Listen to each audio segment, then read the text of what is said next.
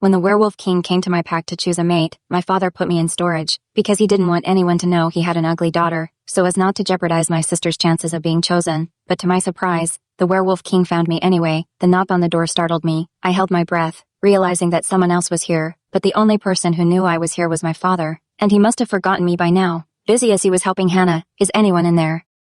The voice was unfamiliar, unlike any I'd heard before. When I sniffed the air, I couldn't identify the person's scent. Perhaps it was because my wolf senses were so weak. Ever since the accident 10 years ago, I had lost much of my abilities as a werewolf, yet for some reason, unease began to creep over me. I know you're in there. Open the door, the voice demanded, its tone strict and commanding. I couldn't go outside. My father had explicitly warned me, if I stepped out of this place, he would beat me senseless, break my legs if necessary. Open the door now, or I'll tear it down, he growled, the menace in his voice sending shivers down my spine. Who are you? I can't come out. Please leave, I stammered, my voice trembling. Micah had already realized something earlier at the gathering. His mate wasn't there. When Beta Lane had introduced his daughter Hannah, Micah had felt nothing but irritation. Hannah was beautiful, sweet, and polite, but she wasn't the one. In my opinion, Hannah is the ideal mate for you, Alan had said, trying to persuade him. She has the grace of a queen. She's not my mate, Micah replied firmly. At that moment, Hannah was dancing with her friends, but kept casting shy glances in his direction. Micah wasn't a fool. He knew exactly what she was doing. Despite her innocent demeanor, his instincts told him she wasn't as pure as she appeared. When will you accept it? This is getting, Alan began, but Micah cut him off by rising abruptly from his seat.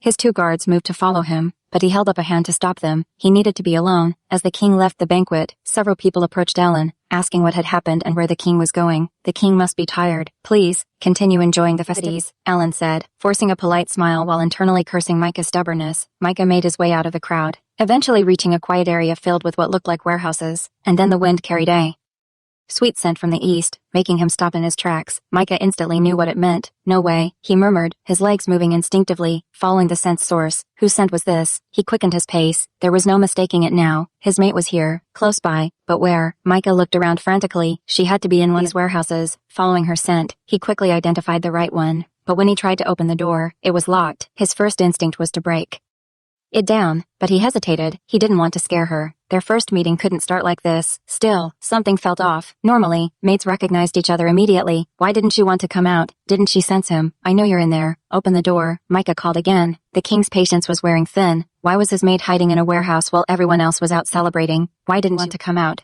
After several attempts, his frustration boiled over. His voice hardened. Open the door now, or I'll tear it down. Who are you? I can't come out. Please leave. Hearing her trembling voice, Micah's first thought was one of concern. She was scared. That fear spurred him into action. Just as he had warned, he decided to break the door down. What he saw inside made him roar in anger. He was